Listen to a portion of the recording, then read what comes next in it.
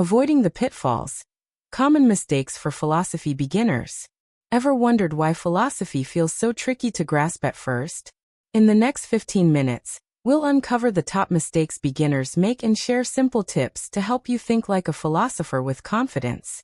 Welcome to episode 10, the final chapter of our 10-part Philosophy Basics series, where we're wrapping up with a guide to avoid stumbling as you dive into philosophy. Today, we're tackling the common pitfalls that trip up new learners and how to sidestep them to keep your philosophical journey on track.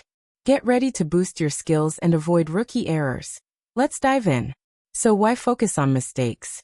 Philosophy is thrilling but challenging. It's not just about reading big ideas or memorizing names. It's about thinking deeply, questioning assumptions, and wrestling with complex questions. Beginners often hit roadblocks like misunderstanding key concepts, getting lost in jargon, or feeling overwhelmed by abstract debates. These pitfalls aren't signs you're bad at philosophy, they're normal parts of learning. By spotting them early and knowing how to avoid them, you'll build a stronger foundation, enjoy the process more, and unlock the power of philosophical thinking for your life. Let's jump into the first common mistake. Thinking philosophy is just about opinions. Many beginners assume philosophy is a free-for-all where any opinion is valid as long as you feel strongly about it. You might think, I believe this, so it's true for me. But philosophy isn't just sharing feelings. It's about reasoning rigorously to support your views. Unlike casual debates where you might say, I just think it's wrong, philosophy demands you explain why with evidence, logic, or principles. For example, saying lying is bad isn't enough. You'd need to argue, like Kant did, that lying undermines trust universally, or show, like a utilitarian, that it causes more harm than good. How do you avoid this pitfall? Treat philosophy like a craft. Focus on building arguments, not just stating beliefs. When you have an idea, ask, what reasons support this? Or can I defend it against objections? This ties back to episode 5 on logic. Use tools like premises and conclusions to structure your thoughts. For instance, if you're discussing justice, don't just say, it's fairness. Try. Justice is fairness because it ensures equal treatment, as seen in laws that protect rights. Practice this by writing down your view on a topic, like free will, then listing 2 reasons and 1 counterargument. This habit shifts you from opinions to reasoned positions. The second mistake is expecting clear, final answers. Philosophy tackles big questions. What is reality? What's a good life? But unlike math or science, it often doesn't give definitive solutions. Beginners can get frustrated when debates, like free will versus determinism, don't end with a correct answer. You might read Plato, Kant, and Nietzsche and feel they're all compelling but contradictory. This isn't a flaw in philosophy, it's the point. Philosophy thrives on exploring possibilities, refining ideas, and living with open questions.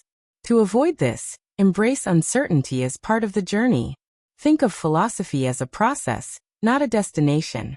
Instead of seeking the truth, aim to clarify your thinking and deepen your understanding.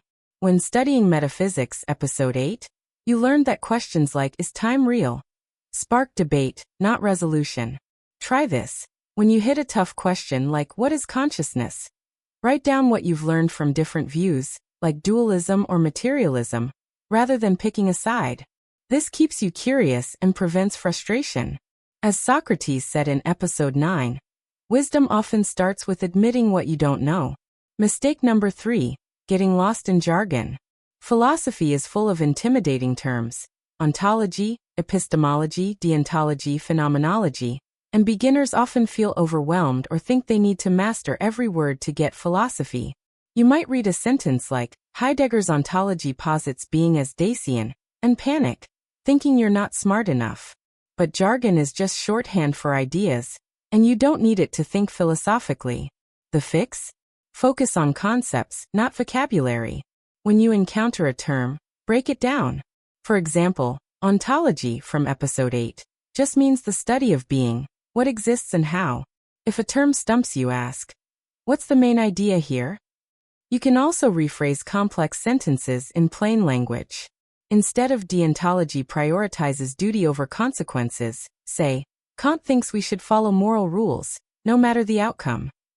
To practice, pick a dense paragraph from a philosopher, like Descartes, and summarize it in your own words. This builds confidence and keeps jargon from blocking your progress. Over time, terms will feel like tools, not barriers. The fourth mistake is reading philosophers out of context. Beginners often dive into primary texts, like Kant's Critique of Pure Reason or Nietzsche's Thus Spoke Zarathustra, without background, expecting to understand them cold. These texts are tough because they respond to specific debates, cultures, or earlier thinkers.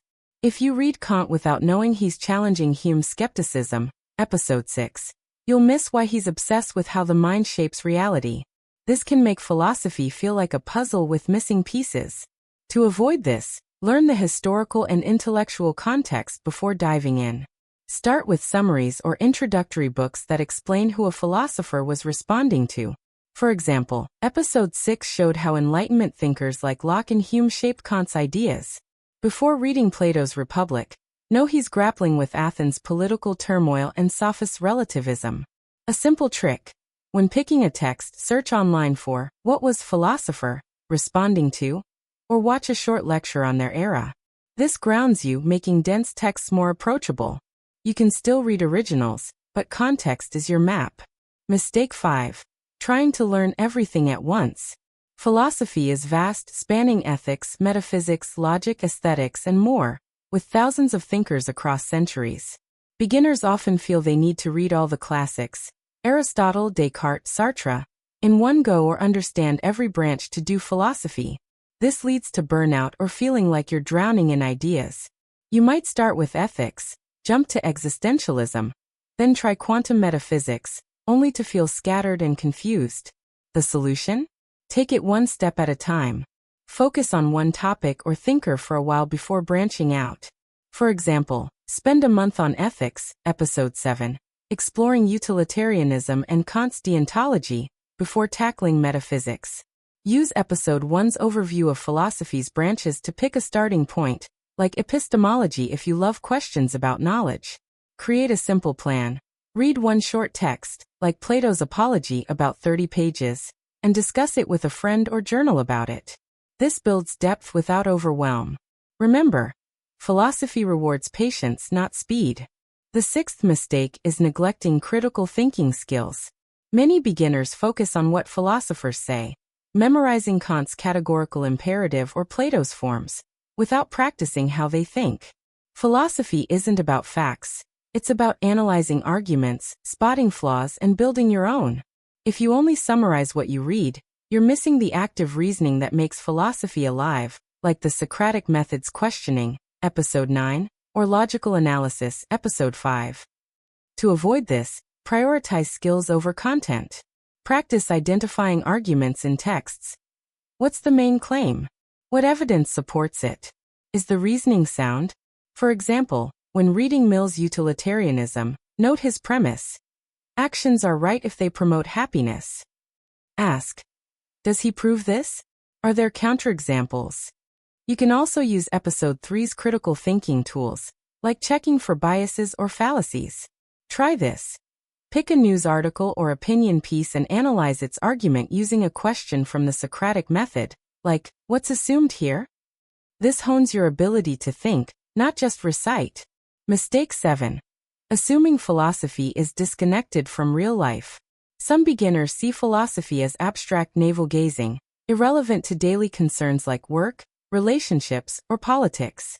You might wonder, why care about metaphysics when I have bills to pay?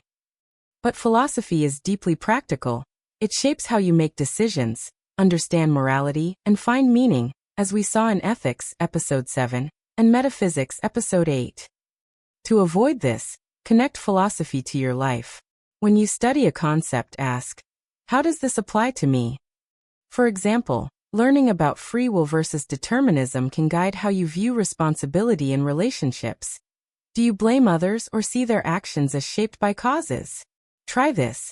Pick a recent decision, like choosing a job, and apply a philosophical lens, like utilitarianism, maximizing happiness, or Kant's duty-based ethics. Journal how it changes your perspective. Philosophy isn't just for classrooms, it's a toolkit for living wisely. The eighth mistake is fearing disagreement or debate. Beginners often shy away from arguing with others' ideas, thinking it's rude or that they'll lose if they can't defend their view perfectly. You might read Sartre's Existentialism and hesitate to critique it, fearing you're not qualified. But philosophy thrives on disagreement. It's how ideas evolve. Socrates, Episode 9, questioned everyone, from poets to politicians, to test their beliefs, not to win. To avoid this, embrace respectful debate as a learning tool. Start small. Discuss a topic like, is technology good for society? With a friend, and practice asking Socratic questions. What do you mean by good? Or can you give an example? Don't aim to win. Aim to understand and refine your view. Join online forums or philosophy clubs where disagreement is welcome, and treat objections as chances to grow. A tip: when debating, summarize the other person's view before responding. It shows respect and sharpens your listening, making debates productive.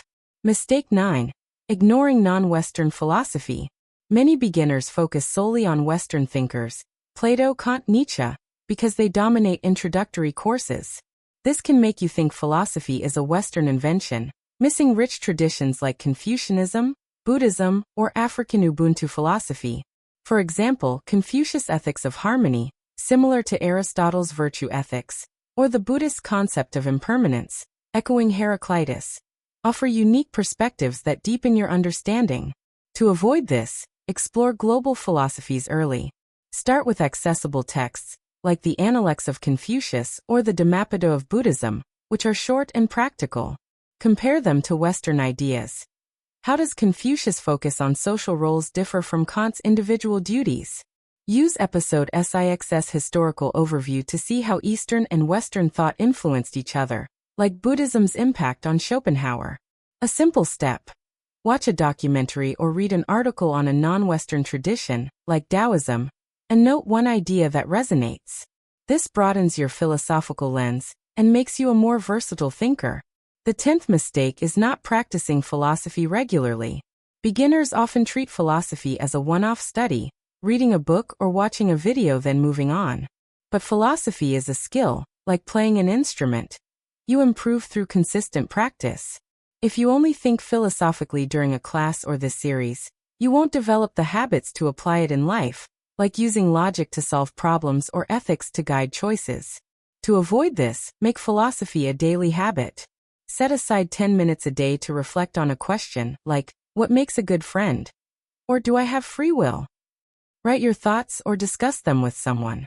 Use the Socratic method, episode 9, on everyday issues. Question a news headline or a personal belief. Join a philosophy reading group or follow thinkers on platforms like X to stay engaged. A fun challenge: pick one concept from each episode of this series, like critical thinking or metaphysics, and apply it to a real-life situation this month. Share your insights in the comments to stay motivated. Let's tie these mistakes together with a practical example. Imagine you're debating whether social media is ethical. A beginner might make several errors: stating an opinion without reasons, mistake 1; expecting a clear answer, mistake 2; using jargon like utilitarianism without understanding it, mistake 3; or ignoring context like text cultural role, mistake 4. They might try to cover every ethical theory at once, mistake 5; skip analyzing the argument's logic, mistake 6; or dismiss the debate as irrelevant, mistake 7. They could shy away from challenging a friend's view, mistake 8; focus only on Western ethics, mistake 9; or stop thinking about it after the conversation, mistake 10. Here's how to avoid them. Start with a clear question. Is social media ethical because of its impact on well-being? Avoiding mistake 1. Accept there's no final answer but aim to clarify, mistake 2. Define terms simply. By ethical, I mean promoting happiness, mistake 3. Research social media's cultural role, like its use in activism, mistake 4. Focus on one framework, like utilitarianism, before branching out, mistake 5. Analyze the argument. Social media causes anxiety, so it's unethical. Does that logic hold? Mistake 6. Connect it to your life. How does social media affect my relationships? Mistake 7. Debate respectfully. Why do you think it's harmful? Mistake 8. Consider non-Western views, like Buddhist mindfulness on tech use, mistake 9. Reflect on the debate later, journaling your thoughts, mistake 10. This approach makes you a sharper, more engaged philosopher. Let's address a common worry. What if I'm not smart enough for philosophy? Every beginner feels this at some point, especially when grappling with dense texts or abstract ideas. But philosophy isn't about innate genius, it's about curiosity and persistence. Even Socrates, the wisest philosopher, claimed he knew nothing. The mistakes we've covered show that struggles are universal, not a sign of failure. To overcome this fear, start small. Read a short dialogue like Plato's Euthyphro or watch a beginner-friendly lecture. Celebrate small wins, like understanding one argument, and build from there. You're smarter than you think when you keep asking questions. Another worry. What if I make these mistakes anyway? That's okay. Philosophy rewards trial and error. Each mistake is a chance to learn. If you state an opinion without reasons, catch yourself and try again with evidence. If jargon trips you up, laugh it off and rephrase the idea. The key is reflection. After a philosophical discussion or reading, ask, what went well? What could I improve? This growth mindset, inspired by the Socratic method, turns slip-ups into stepping stones. Historically, even great philosophers made these mistakes. Early in his career, Descartes assumed his ideas were self-evident, mistake 1, until he developed his method of doubt. Hegel's dense jargon, mistake 3, confused readers until later thinkers clarified his system. Nietzsche's bold claims sometimes lacked context, mistake 4, making them hard to grasp without knowing his critique of Christianity. These giants stumbled, learned, and grew, just like you can.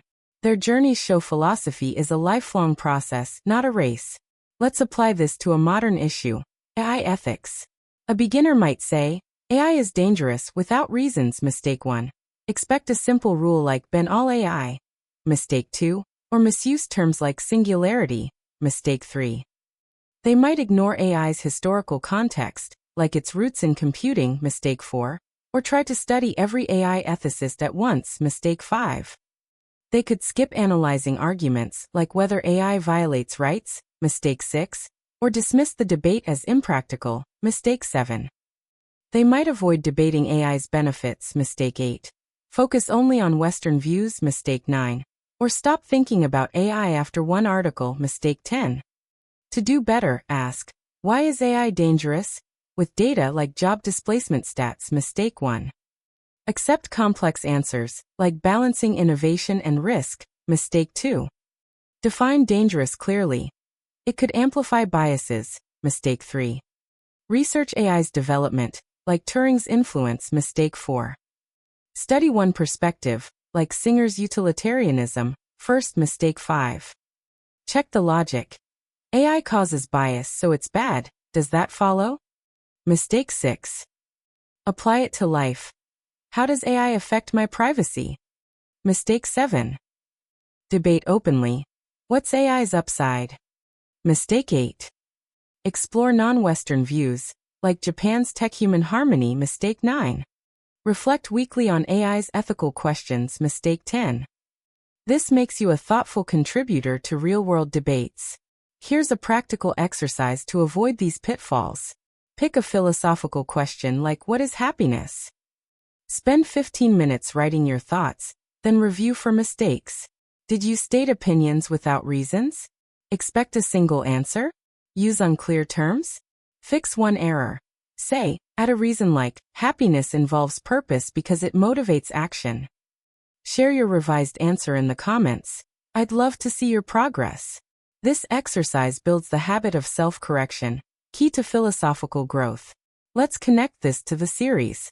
Episode 1 showed philosophy as questioning life's big issues. Avoid mistake 1 by grounding your questions in reasons. Episode 3's critical thinking tools help you dodge mistake 6 by analyzing arguments. Episode 5's logic ensures you avoid sloppy reasoning, mistake 6. Episode 7's ethics connects philosophy to life, countering mistake 7. Episode 8's metaphysics teaches you to embrace complex questions, mistake 2. Episode 9's Socratic method encourages debate, mistake 8. Together, These episodes equip you to sidestep pitfalls and thrive as a beginner. Why does avoiding these mistakes matter? Because philosophy isn't just an academic subject, it's a way to live better. By reasoning clearly, embracing uncertainty, and questioning wisely, you'll make smarter choices, understand others deeply, and find meaning in a chaotic world. Whether you're navigating personal dilemmas, workplace challenges, or global issues like climate change, philosophy gives you tools to think with clarity and courage. Avoiding these pitfalls ensures you don't just study philosophy, you live it. Here's a final challenge. Over the next month, pick one mistake from this episode and work to avoid it. Maybe you'll focus on reasoning, mistake 1, by always listing 2 reasons for your views, or practice daily reflection, mistake 10, with a philosophy journal. Share your goal and progress in the comments. I'm excited to hear how you grow. To keep learning, revisit this series, join a philosophy group, or explore texts like Russell's The Problems of Philosophy. The journey doesn't end here. It's just beginning. As we close, think about this. Philosophy is a lifelong adventure, and mistakes are part of the map. By avoiding these common pitfalls, you're not just learning philosophy, you're becoming a philosopher, ready to question, reason, and live with wisdom. Thank you for joining me on this 10-part journey. If you loved it, hit that like button, subscribe, and ring the bell for more. Drop a comment. What's one mistake you've made in philosophy, and how will you avoid it? Here's to your philosophical future. Keep questioning, and I'll see you out there.